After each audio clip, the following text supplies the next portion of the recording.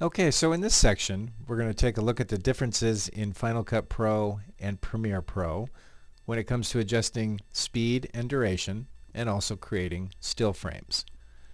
So here in Final Cut Pro, I've got this clip of this airplane, and I'm going to bring this down onto the timeline, like so.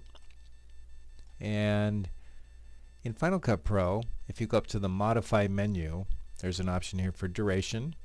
And for change speed, we'll go ahead and choose that. And in the dialog box here for the rate, I'm going to go ahead and type in 50%, which you'll see doubles our duration. I could also choose reverse here if I wanted to. Go ahead and click OK. You'll see that our clip is now twice as long in duration, or 50% of its original speed.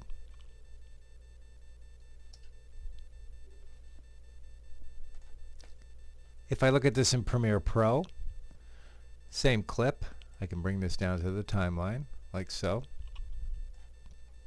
And in Premiere Pro, if you go to the clip menu, first you have to make sure that the clips are highlighted. Go down to speed and duration, and again I can type in 50%.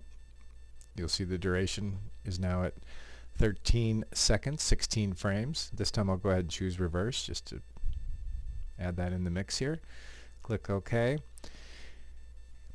You'll notice that our clip is expanded. One good tip in Premiere Pro is to hit the backslash key, which is the third key to the right of the letter P.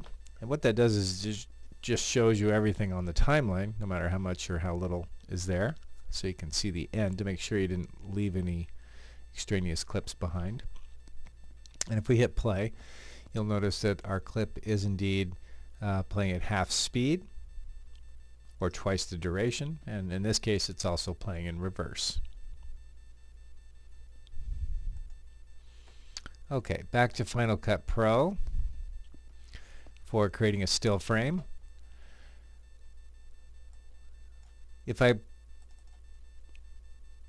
look at my clip here in the source monitor, I can find the exact frame that I want to create a freeze frame or a still frame from. Let's say we want to do it there. In Modify, we have an option here to make freeze frame, and the keyboard shortcut is Shift-N. That does the same thing. And you'll see that now I've created a still frame here with a default of 10 seconds. The timing can be set here in the preferences if you want to have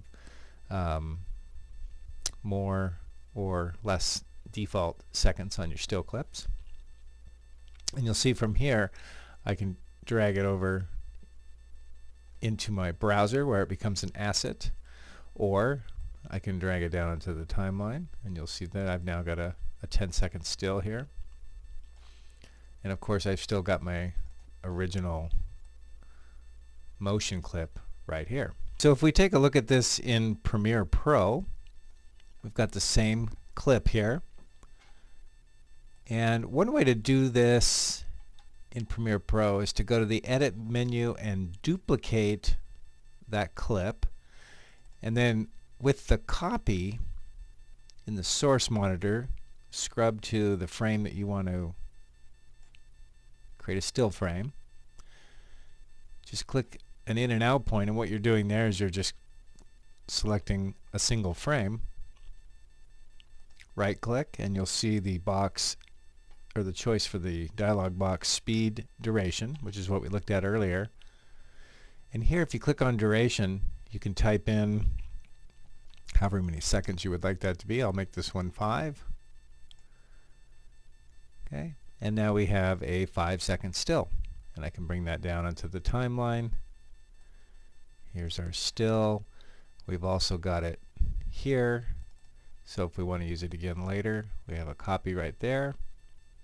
And of course our original source clip here, the video, is there as well.